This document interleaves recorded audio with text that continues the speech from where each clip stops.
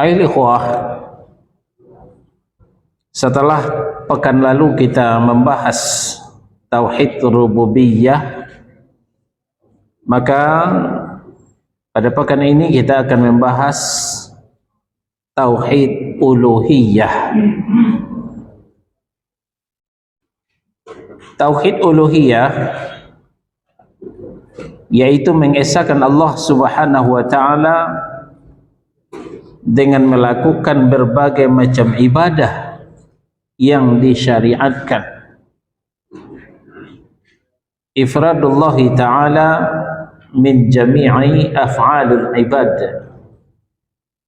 mengesahkan Allah Subhanahu wa ta'ala dalam seluruh perbuatan hamba, yaitu dengan melakukan berbagai macam ibadah yang disyariatkan, seperti berdoa hanya kepada Allah, memohon pertolongan hanya kepada Allah, tawaf hanya di Baitullah, menyembelih atau berkurban hanya untuk Allah, bernazar hanya untuk Allah, dan berbagai ibadah lainnya. Nah, itu diantara contoh-contoh berbagai perbuatan, berbagai amalan wajib kita adreskan kepada Allah Subhanahu wa ta'ala. Kita mulai dengan berdoa.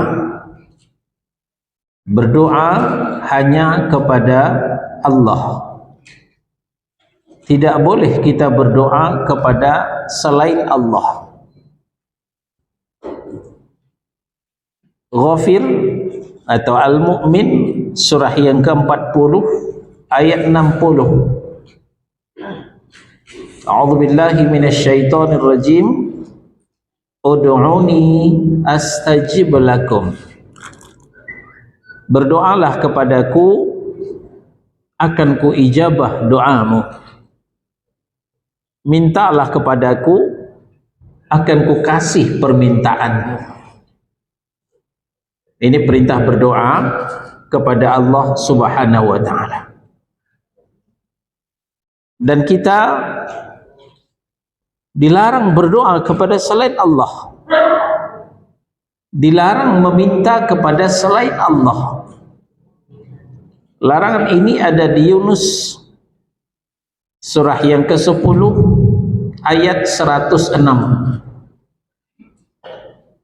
Wala tad'u min dunillahi, janganlah kamu menyembah dalam artian berdoa, karena ad-du'a huwal ibadah, doa itu adalah ibadah. Janganlah kamu berdoa kepada selain Allah.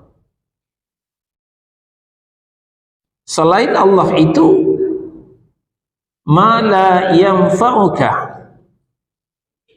yang tidak bisa memberikan manfaat kepadamu,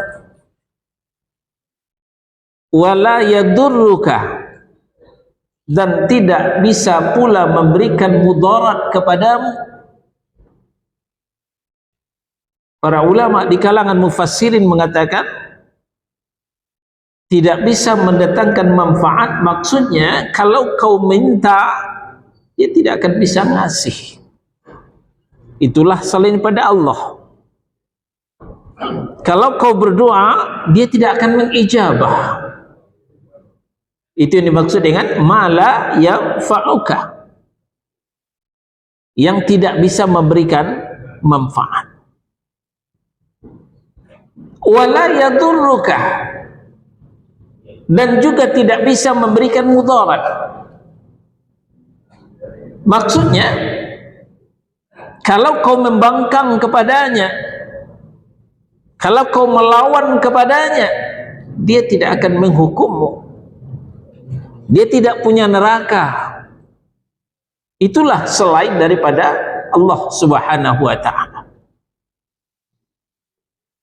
Ujung ayat, fa in fa'alta fa innaka idzam minadh dhalimin.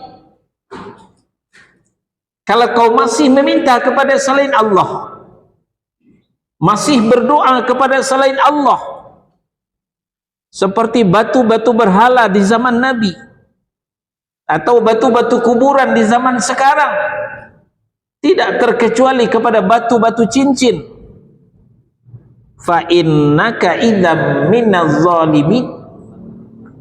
Kalau demikian kau termasuk orang yang zalim. Zalim artinya musyrik. Jadi musyrik hukumnya berdoa kepada selain Allah.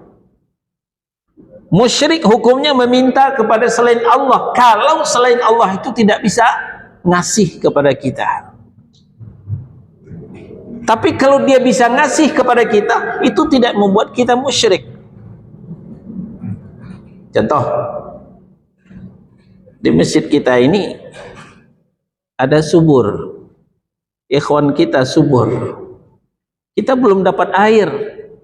Bor, minta air satu, dikasih enggak? Dikasih enggak? Dikasih. Itu tidak membuat kita syirik. Bor, saya belum dapat kue, minta kue satu, dikasih enggak? Dikasih. Itu tidak membuat kita syirik.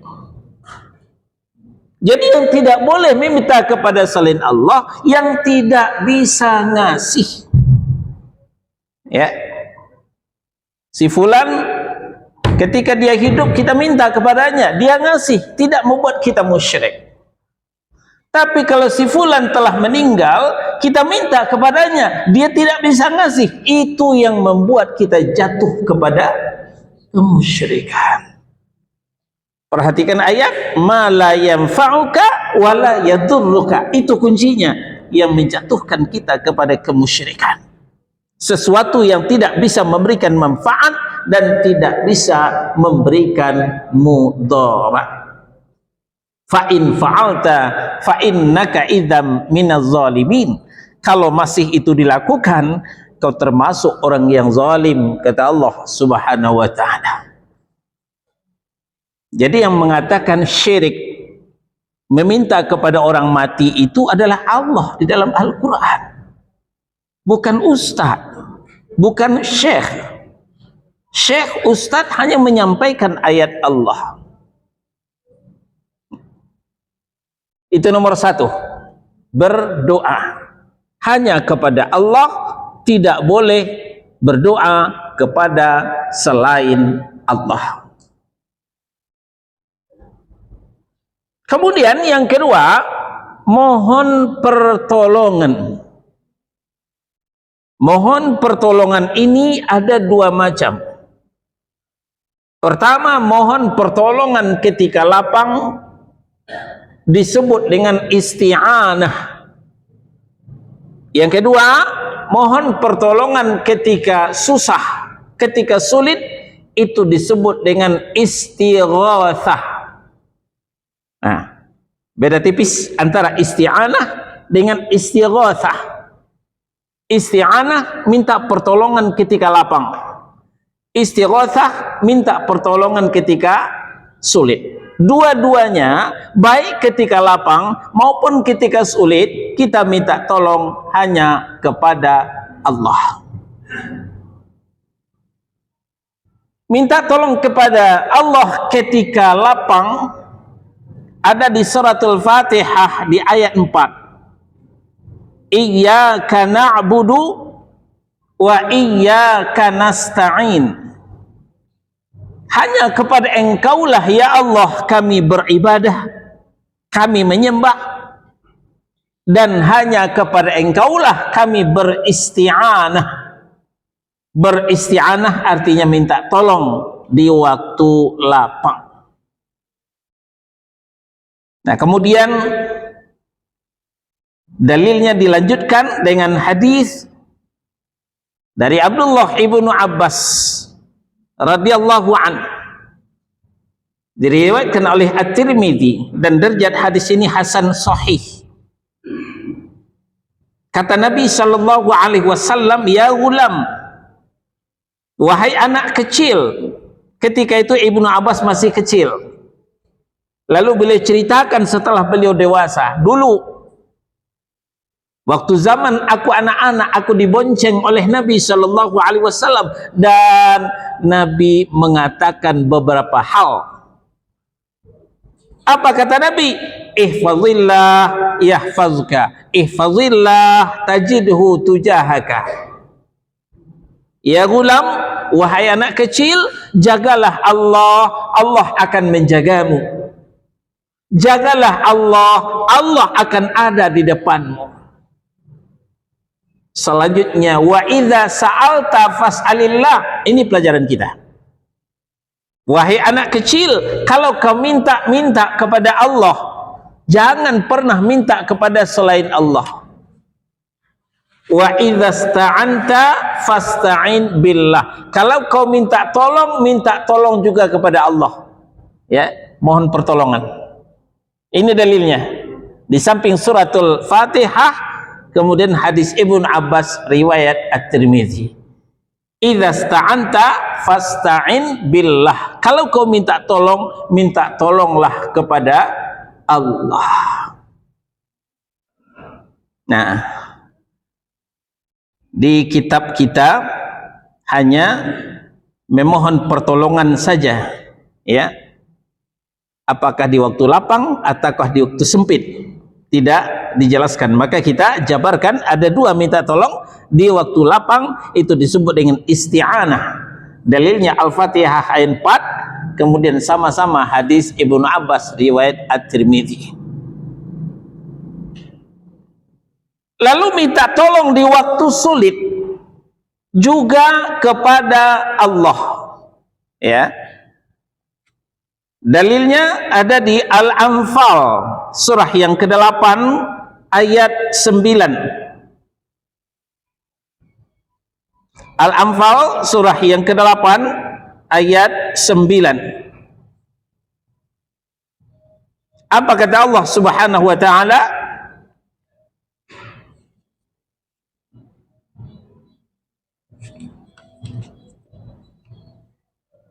Ya. Iz tastaghithuna rabbakum fastajaba lakum inni mumiddukum bi'alfim minal malaikati murdifin. Nah, sebelum kita terjemahkan, kita lihat kronologis asbabun nuzul ayat ini. Diceritakan dalam tafsir Ibnu Katsir ketika perang Badar sudah berkecamuk, ya, ketika perang Badar sudah berkecamuk, Rasulullah Sallallahu Alaihi Wasallam melihat umatnya tidak lebih dari 313 orang. Sementara orang musyrik Makkah yang dihadapi tidak kurang dari 1000 orang. 313 orang melawan 1000 orang. Berapa kali lipat? 3 kali lipat. Jelas nggak mungkin akan bisa melawan. Ya, secara dalil akal, strategi militer mana yang bisa mengatakan kaum muslimin bisa menang? Nah, maka ketika itu Nabi Shallallahu Alaihi Wasallam memakai selendang dan sarungnya dihadapkan ke kiblat. Bukan hanya beliau menghadap kiblat, termasuk sarung dan selendangnya menghadap kiblat. Serta beliau membentangkan kedua tangannya dan berdoa. Apa doa Rasulullah? Ya Allah, manakah janji yang engkau berikan kepadaku? Rasulullah menagih janji. Apa janji Allah? Antara lain Muhammad surah 47 ayat 7. In tansurullah yansurukum wa yuthabbit aqdamakum. Kalau kau menolong agama Allah, Allah akan menolongmu dan Allah akan menetapkan pendirianmu. Ini janji Allah, ditagih oleh Nabi. Nah, kemudian yang beliau sampaikan kepada Ibnu Abbas tadi, ihfazillah yahfazka. Jagalah Allah, Allah akan menjagamu. Jagalah Allah, Allah akan ada di depanmu. Ini yang ditagih oleh Nabi. Jadi apa kata Nabi? Ya Allah, manakah janji engkau kepadaku? Ya Allah, penuhilah janji yang pernah kau berikan kepadaku.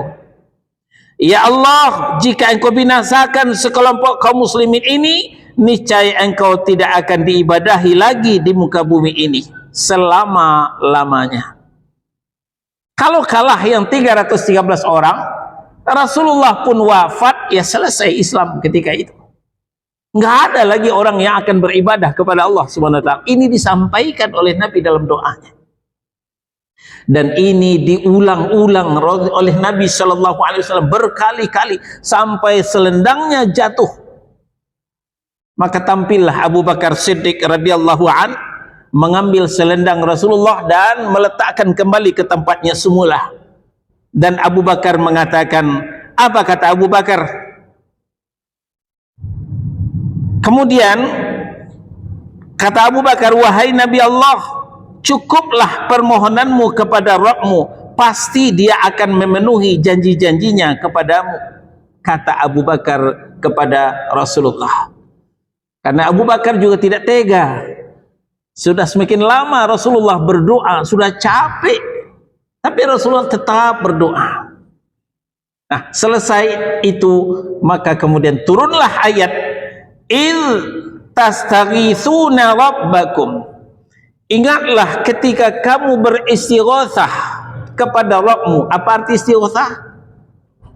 Mohon pertolongan ketika sulit, saat-saat genting. Maka fastajaba lakum, Rabbmu mengijabah permohonanmu tersebut. Anni mumiddukum bi alfim minal malaikati murdifin. Sungguh aku akan mendatangkan bala bantuan kepadamu dengan 1000 malaikat yang datang bertubi-tubi. Masya Allah, datang juga pertolongan Allah. Nah, maka sekarang kondisi terbalik. Tadinya tidak memungkinkan 313 orang bisa mengalahkan 1000 orang. Ternyata kenyataan begitulah. 313 orang bisa mengalahkan 1000 orang. Lihat di sirah Nabawiyah, 70 orang mati ditebas batang lehernya oleh pedang-pedang kaum muslimin. 70 orang lebihnya ditawan, diseret ke Madinah, dan sisanya lari tunggang langgang kembali ke Makkah. Kaum muslimin mencetak kemenangan yang gemilang, yang gugur sebagai syahid tidak lebih dari 14 orang saja. Kaum musyrik Makkah menderita kekalahan yang memalukan dan memilukan. Kenapa? Bala tentara yang diturunkan Allah dari malaikat. Berapa? 1000 malaikat dikerahkan oleh Allah Subhanahu wa taala. Dan ini diakui oleh orang musyrik Makkah yang kembali ke Makkah. Dia melihat pasukan berputih-putih yang kakinya tidak menyentuh tanah. Inilah yang dilihat oleh orang musyrik Makkah ketika itu. Maka dia lari tunggang langgang kembali ke Makkah. Ya, dia melihat tentara yang berpakaian putih-putih dan kakinya tidak menyentuh tanah. Ini istighatsah. Nah, jadi cara beristighatsah bukan berjamaah, Pak. Istighatsah sendiri-sendiri sesuai dengan hajat kita. Apa keperluan kita? Saudara kita udah Senin Kamis di rumah sakit, ngap-ngap itu ya, sakratul maut, istighatsah kepada Allah. Ya Allah, saudaraku sudah memprihatinkan di rumah sakit. Kalau memang nyawanya sampai di sini, cepat dia matikan ya Allah, supaya dia tidak terlalu lama menderita. Tapi kalau kau mau menghidupkan ya Allah, sembuhkan dia ya Allah, sehatkan dia ya Allah. Silahkan minta kepada Allah berkali-kali. Itu namanya istighatsah, minta tolong ketika sulit, bukan rame-rame, bukan berjamaah. Maka tidak ada istighatsah kubra yang diajarkan oleh Nabi sallallahu alaihi wasallam. Kita berlanjut memohon pertolongan. Setelah itu tawaf. Tawaf hanya di Baitullah. Tidak boleh tawaf di Masjid At-Taqwa. Ya. Tawaf di Baitullah, di Masjidil Haram. Tidak boleh tawaf di masjid selain daripada Masjidil Haram. Nanti ada pula nanti ustadz baru, kajian baru, kita boleh tawaf di Masjid At-Taqwa, katanya enggak perlu lagi ke Makkah katanya. Nah, ini enggak benar. Ya, umpamanya. Yang ada baru ada tawaf di kuburan, itu sudah ada sekarang. Ya, tawaf di kuburan. Nah, kemudian bernazar yang keempat. Yang ketiga tawaf di Baitullah, yang keempat bernazar. Ya. Dalilnya itu di Al-Hajj surah yang ke-22 ayat 29. Tsumma liyaqdu tafathahum wal yufu nuzurahum wal yattawafu bil baitil atiq.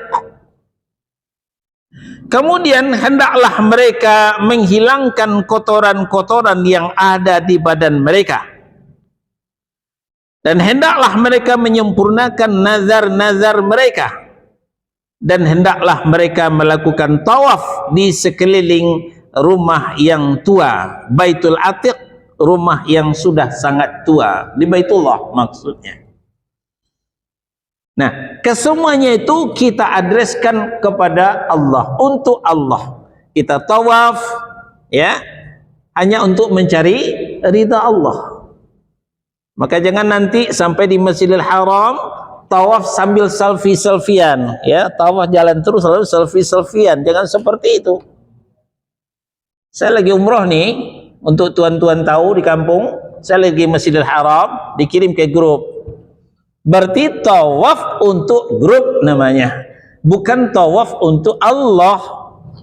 Ya, kalau mau selfie nanti di luar masjid, ya, sedang tidak beribadah silahkan selfie-selfie. Tapi sedang tawaf itu sama dengan sedang sholat, tidak ada kegiatan lain selain pada kegiatan tawaf tersebut.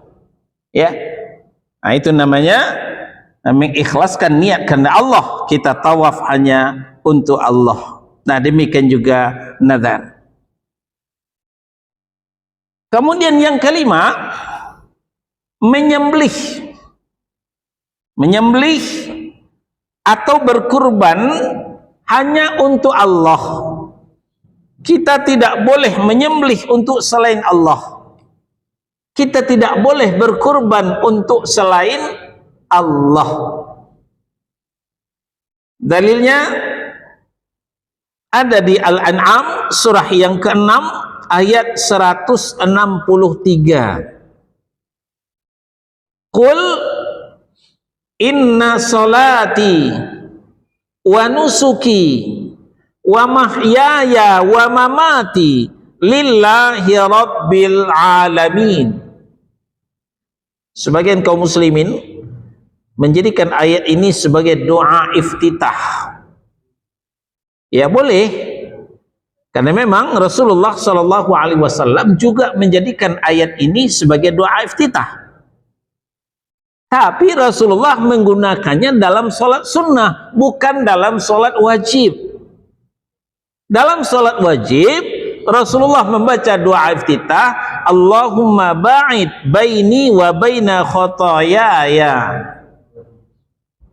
Tapi inna solati wa nusuki di awal dari wajjahtu wajhiya lilladzi fataras samawati wal arda, itu juga doa iftitah, tapi sering digunakan Nabi dalam salat sunnah. Ya, jadi kita tidak menyalahkan doa iftitah wajjahtu inna solati, itu juga doa iftitah diajarkan Nabi, silahkan. Cuman yang lebih pas, yang lebih tepat digunakan untuk salat sunnah. Mungkin ketika tahajud, ya silahkan. Kita kembali. Al-An'am surah yang ke-6 ayat 163. Qul inna salati wa nusuki wa mahyaya wa mamati lillahi rabbil alamin. Katakanlah ya Muhammad, sesungguhnya salatku dan ibadahku, hidupku dan matiku hanya untuk Allah Rabb semesta alam. Para ulama di kalangan mufassirin mengatakan nusuk itu artinya penyembelihan. Jadi maknanya adalah sesungguhnya salatku dan penyembelihanku, hidupku dan matiku hanya untuk Allah Rabb semesta alam. Nusuk itu artinya penyembelihan. Nah, sesuai juga dengan Al-Kautsar surah yang ke-108 ayat 2. Fasholli li rabbika wanhar. Maka tunaikanlah salat karena Rabbmu, dan tunaikan juga kurban karena Rabbmu. Ya, kita berkurban untuk Allah, bukan untuk selain Allah. Adakah orang menyembelih untuk selain Allah? Gimana Pak?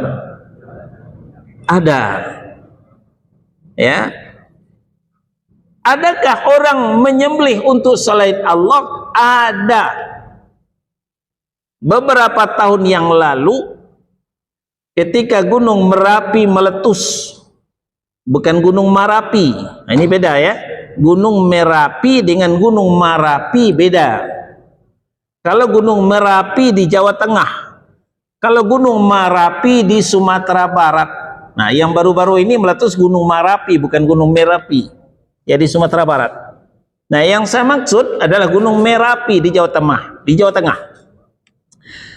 Ketika Gunung Merapi meletus, maka ketika itu warga sekitar sepakat menyembelih kerbau.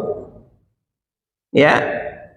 Kepalanya dimasukkan ke dalam kepundan Gunung Merapi.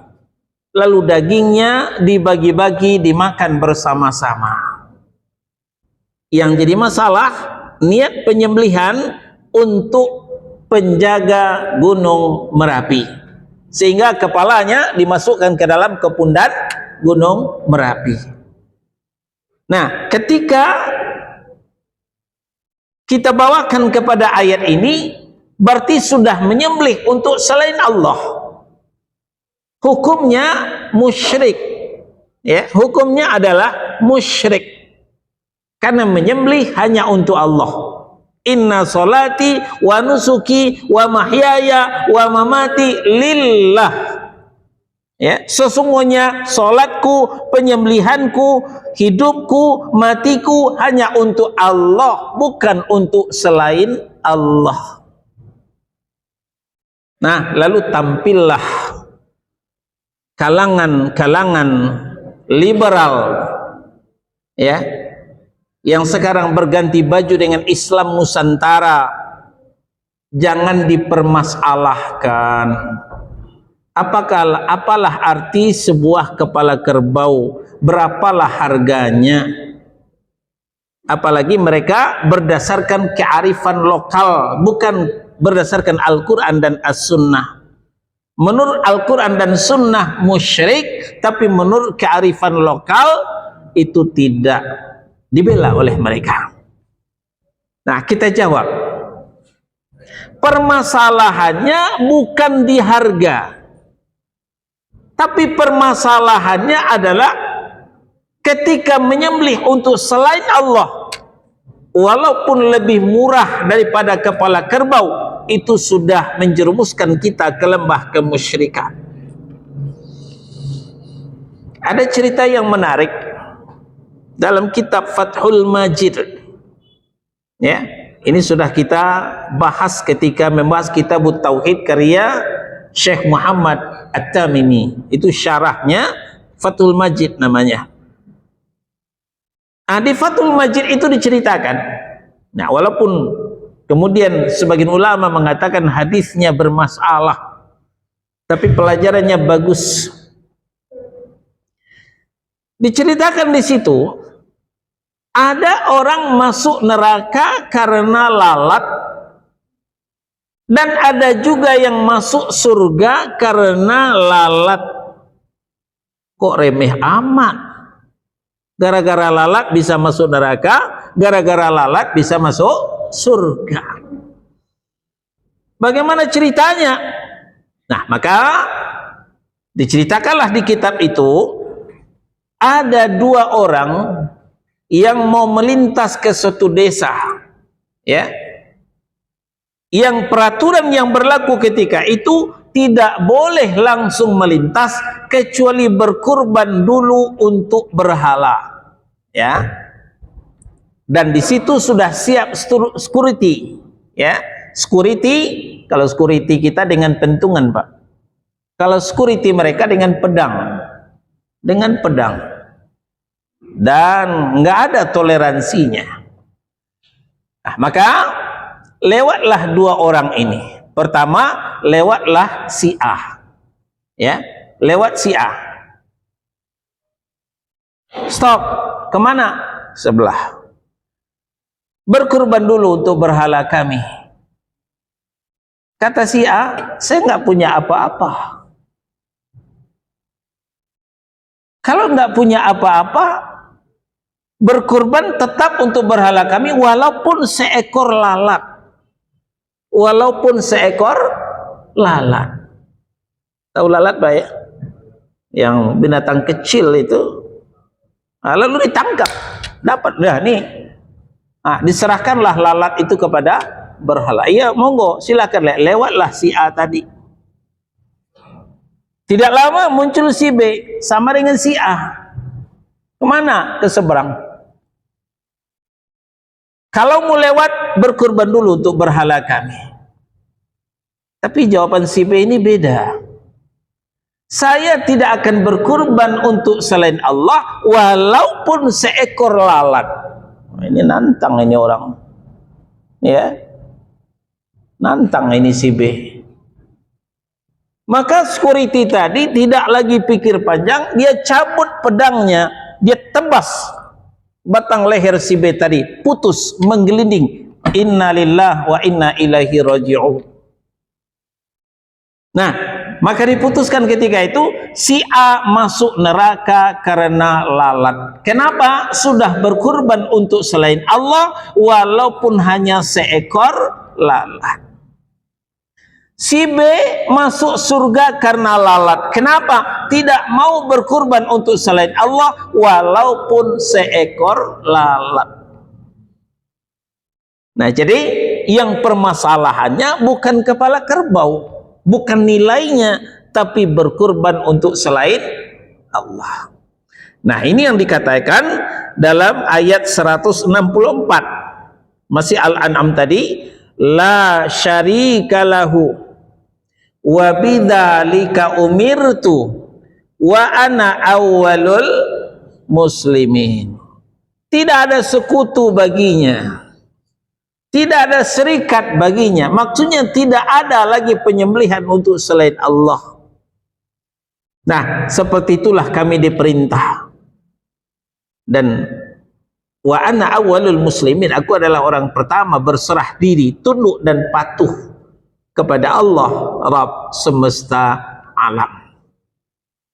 Nah, inilah butir-butir contoh daripada tauhid uluhiyah. Jadi kita kembali mengesahkan Allah dengan melakukan berbagai macam ibadah yang disyariatkan, seperti berdoa, memohon pertolongan, tawaf, menyembelih binatang kurban, bernazar, dan berbagai ibadah lainnya. Bukan ini saja, ini cuma sebagian contoh. Macam tauhid inilah yang diingkari oleh orang-orang kafir, dan itu pula yang menjadi sebab perseteruan dan pertentangan antara umat terdahulu dengan para rasul sejak Nabi Nuh alaihi salam hingga diutusnya Nabi Muhammad sallallahu alaihi wasallam. Ketika tauhid rububiyah yang kita bahas pekan lalu hampir tidak ada masalah, ya, karena mereka orang-orang musyrik itu ketika ditanya siapa yang menciptakanmu, mereka menjawab Allah. Mereka sudah mengenal Allah, mereka mengaku diciptakan oleh Allah. Itu tauhid rububiyah. Nah, tapi ketika tauhid uluhiyah ini, nah, mulai muncul masalah. Wa ilahukum ilahu wahid. Ilahmu, Tuhanmu, sesembahanmu adalah sesembahan yang esa. Nah, ketika diajak seperti ini, barulah muncul masalah, muncul perlawanan daripada orang-orang musyrik. Ya, baik orang musyrik di zaman Nabi Nuh maupun orang musyrik di zaman Nabi Muhammad sallallahu alaihi wasallam. Dalam banyak surah, ya, kitab suci Al-Quran sering memberikan anjuran kepada tauhid uluhiyah ini. Di antaranya agar setiap muslim berdoa dan meminta hajat hanya kepada Allah semata. Nah, tadi sudah kita sampaikan ayatnya, Al-Fatihah di ayat 5. Iyyaka na'budu wa iyyaka nasta'in. Jadi dalilnya cuma satu yang diturunkan dalam kitab ini. Maksudnya khusus kepadamu ya Allah kami beribadah dan hanya kepadamu semata kami berdoa dan kami sama sekali tidak memohon pertolongan kepada selain Engkau. Itu isinya, ya. Nah, itulah hikmahnya kenapa maf'ul lebih didahulukan, ya. Kalau menurut tata bahasa Arab yang biasa kita belajar bahasa Arab, susunannya bukan begitu. Susunannya biasanya adalah na'budu ilaika, ya, na'budu iyyaka, ya, ya, wa nasta'ina iyyaka. Kami beribadah kepada Engkau dan kami minta tolong kepada Engkau. Nah, sekarang dibalik. Iyyaka na'budu wa iyyaka nasta'in. Ini terbalik kalau dalam bahasa Arab. Nah, para ulama mengatakan hikmahnya adalah ini pengkhususan. Hanya kepada Engkau sajalah kami beribadah dan kepada Engkau saja kami minta tolong. Jadi tidak ada peribadahan kepada selain Allah dan tidak ada pula isti'anah, begitu juga istighatsah kepada selain Engkau. Itu yang dimaksud. Tauhid uluhiyah ini mencakup masalah berdoa semata-mata hanya kepada Allah, juga mengambil hukum dari Al-Quran dan tunduk kepada syariat Allah, ya, mengambil hukum hanya dari Al-Quran. Di dalam surah Al-Ma'idah itu diulang-ulang oleh Allah, wa man lam yahkum bima anzalallah faulaika humul kafirun. Wa man lam yahkum bima anzalallah faulaika humuz zalimun. Wa man lam yahkum bima anzalallah faulaika humul fasiqun. Ya, ini menunjukkan tidak boleh menetapkan hukum berdasarkan selain Al-Quran yang diturunkan oleh Allah Subhanahu wa taala. Ini juga termasuk uluhiyah, ya, termasuk tauhid uluhiyah. Nah, jadi mengambil hukum dari Al-Quran dan tunduk kepada syariat Allah, semua itu terangkum dalam Thaha ayat 14. Innani anallahu la ilaha illa ana fa'budni. Sesungguhnya aku ini adalah Allah. Tidak ada Tuhan yang berhak disembah selain aku. Maka sembahlah aku, kata Allah Subhanahu wa ta'ala. Maka terangkumlah semua macam-macam kegiatan kita, macam-macam ibadah kita, ya, hanya diadreskan kepada Allah Subhanahu wa ta'ala.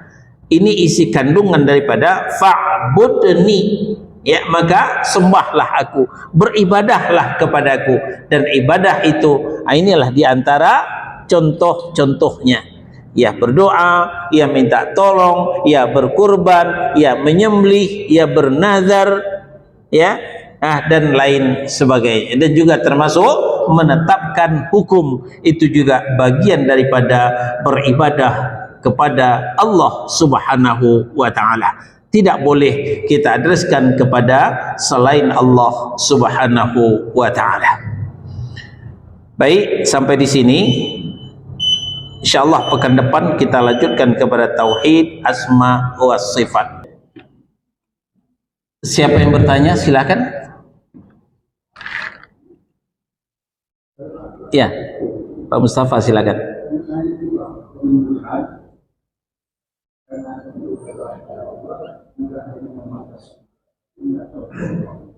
Dan sebaliknya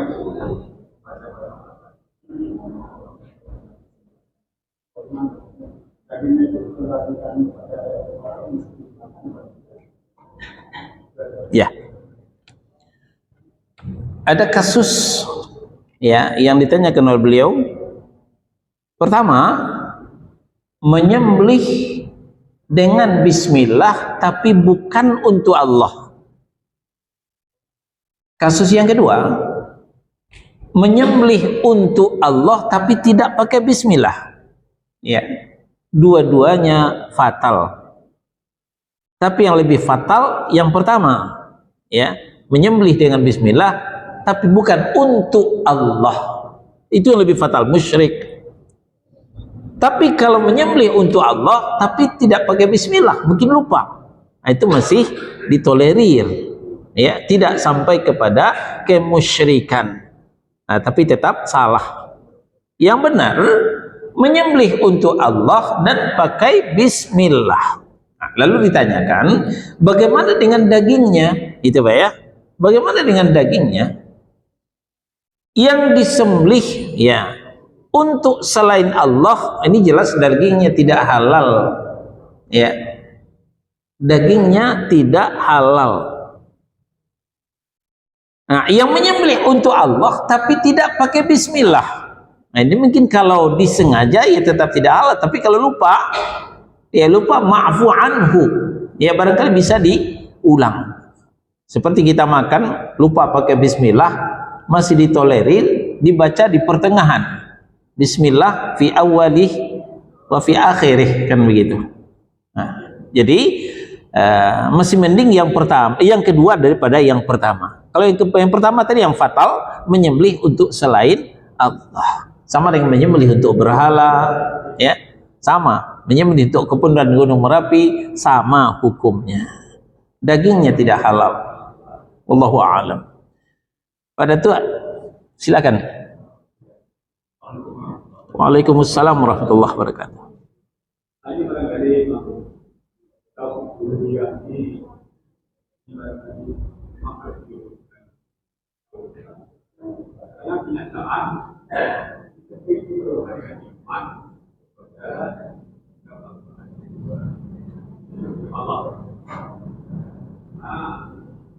Ada ayat yang juga ada manusia ini beriman dengan Tuhan, tapi hanya sebagian saja. Yu'minuna bi ba'dil kitab wa yakfuruna bi ba'd. Mereka hanya beriman dengan sebagian di sini, tapi sebagiannya tidak. Tapi kalau sekarang mereka inilah yang masuk sistem yang kita pakai. Negara kita. Karena dengan yang kita mulai Islam Islam dengan Islam. Nah ini kan seolah-olah kalau kita baca Islam akan memakai lapangan seluruhnya. Jadi perlu didudukan terus menjadi pemimpin ini sekarang. Kalau salah-salah itu sampai Karena dipakai. Bukan hanya tempel dia orang Islam. Memang dia orang Islam dari sisi hablum Allah misalnya. Yang dia salat, dia puasa, ada yang lagi. Tetapi dalam urusan hubungan hablum nanas tidak dipakai. Sekarang kan ini yang sistem dipakai. Ini yang kedua tadi. Kalau salah-salah, ya kan yang kita pilih itu Islam semua. Islamnya bagaimana? 100% atau apa? Atau hanya ibadah dari kitab? Ya. Udah, itu aja Pak. Ya. Betul sekali. Ya. Kita setuju atau tidak, rela atau terpaksa, kita punya agama yang kedua setelah Islam. Agama apa? Agama demokrasi. Namun alhamdulillah bukan kita yang mendirikan. Kita cuma dipaksa ikut. Ya, kita cuma dipaksa ikut. Nah, bagaimana posisi kita? Ya yang namanya dipaksa ya. Gimana lagi? Maka yang bertanggung jawab adalah yang mendirikan. Yang mendirikan demokrasi itulah yang bertanggung jawab sesungguhnya. Nah, kemudian ketika memilih, Senin pekan lalu sudah kita sampaikan, ya, di samping kita pilih yang punya sifat seperti sifatnya Nabi, Siddiq, ya, tabligh, amanah, fatanah. Di samping 4 itu kita hindari yang punya istahabbul kufar. Ya, pekan lalu sudah kita sampaikan, merujuk kepada Taubah surah yang ke-9 ayat 23. Ya ayyuhalladzina amanu la tattakhidhu aba'akum wa ikhwanakum awliya in istahabbul kufra 'alal iman. Hai orang yang beriman, jangan kau pilih sebagai pemimpin meskipun bapakmu sendiri, meskipun saudaramu sendiri. In istahabbul kufra 'alal iman. Kalau mereka masih mencintai kekufuran daripada keimanan.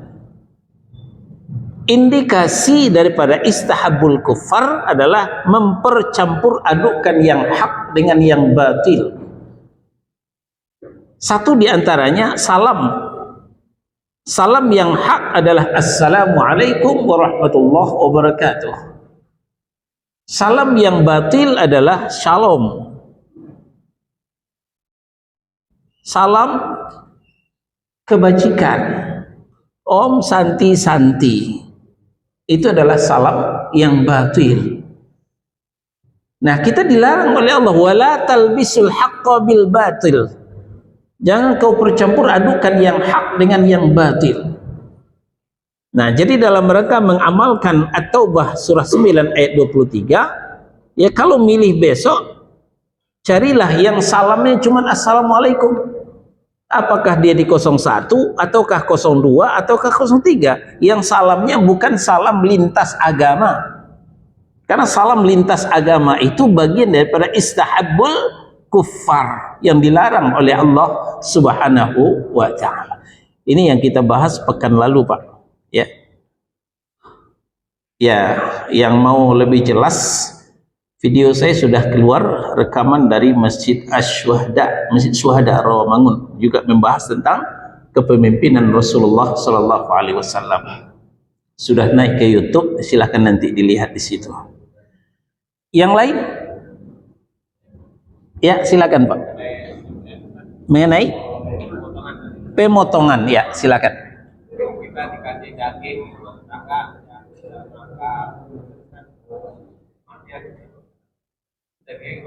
dalam rangka tahlilan. Oh ya ya ya. Selamatan kematian itu berbeda dengan penyembelihan untuk selain Allah tadi. Ya. Penyembelihan untuk selain Allah itu sudah final, tidak boleh kita konsumsi dagingnya, itu haram. Tapi kalau penyembelihan untuk selamatan kematian itu tidak masalah, ya. Cuman acaranya yang bermasalah, sembelihannya tidak bermasalah. Jadi boleh kita konsumsi. Ya, kalau masih ragu, ya tetap terima, ya kasih security, kasih orang lain, ya. Jangan ditolak. Ketika menolak nanti akan memutuskan silaturahim di antara kita. Gitu ya. Nah. Ada lagi? Ya, silakan Pak. Saya mengenai doa. Ada ulama yang mengatakan kalau doa rame-rame itu tidak tahu dari mulut siapa yang diterima. Bagaimana kalau bandingkan dengan Rasul tadi? Ya, ini main logika Pak ya. Main logika, kita jawab juga dengan logika. Doa rame-rame, rame-rame berdoa. Ini sama apa beda? Hah? Sama apa beda? Rame-rame berdoa boleh, tapi doa rame-rame enggak boleh. Ya, sama-sama berdoa boleh. Ya, mudah-mudahan satu di antara kita diijabah doanya. Tapi doa bersama, nah ini yang tidak dicontohkan oleh Nabi Shallallahu Alaihi Wasallam. Apalagi doa bersama lintas agama lagi. Ya, ini tidak dicontohkan oleh Nabi. Tapi kalau sama-sama berdoa, nah ini boleh. Semuanya berdoa, masing-masing berdoa kepada Allah Subhanahu Wa Taala. Ya, ini yang pernah terjadi di zaman Nabi Shallallahu Alaihi Wasallam. Doa bersama itu yang dipimpin oleh seseorang lalu diaminkan rame-rame. Di zaman Nabi itu cuman doa ketika kunut witir, itu yang ada. Ketika kunut witir, bukan kunut subuh ya, kunut witir. Ini yang ada. Tapi selain itu kita belum temukan dalilnya. Itu Pak, wallahu a'lam. Baik, saya kira cukup. Subhanakallah.